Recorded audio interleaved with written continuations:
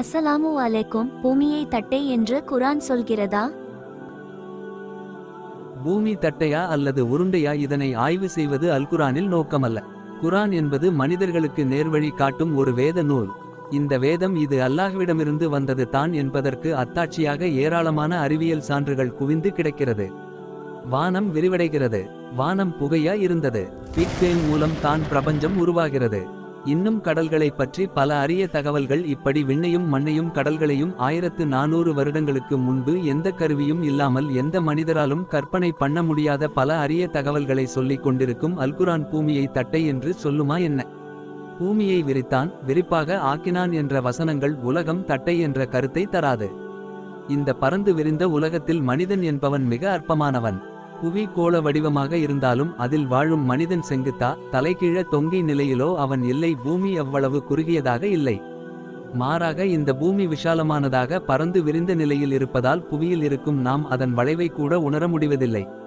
இவ்வளவு விசாலமான ஒரு விரிப்பாக பூமியை நமக்கு அமைத்து கொடுத்திருக்கிறான். பூமி ஒரு விரிப்பாய் இருக்கின்றதா என்பதை அறிவியல் கண்ணோட்டத்தில் இனி பார்ப்போம். விரிப்பாக ஆக்கப்பட்ட பூமி, கிரஸ்ட், மெண்டில், கோர், இப்படி பல அடுக்குகளை கொண்டது தான் நமது பூமி. இதன் மைய பகுதியான கோர்பகுதி கடும் வெப்பத்தை கொண்டது. இன் கோர் அயன், நிக்கல் இவற்றினாலும் அவுட்கோர் உருகிய பாறைகளினால் கொதித்து கொண்டிருக்கும் நிலையிலும் காணப்படுகிறது.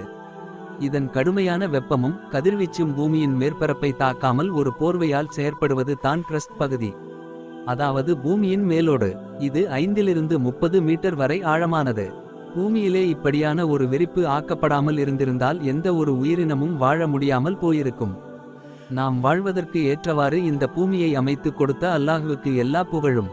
அல்லாஹ் உங்களுக்கு பூமியை விரிப்பாக ஆக்கினார். அலம் நஜஅலில் அர்த மிஹாதா. பூமி உருண்டை, மேலுமது சுழல்கிறது. நிச்சயமாக அல்லாஹ் இரவை பகலில் புகுத்துகிறான், பகலை இரவில் புகுத்துகிறான். பூமி தட்டையாக இருந்தால் இது நடைபெற வாய்ப்பு இருக்காது.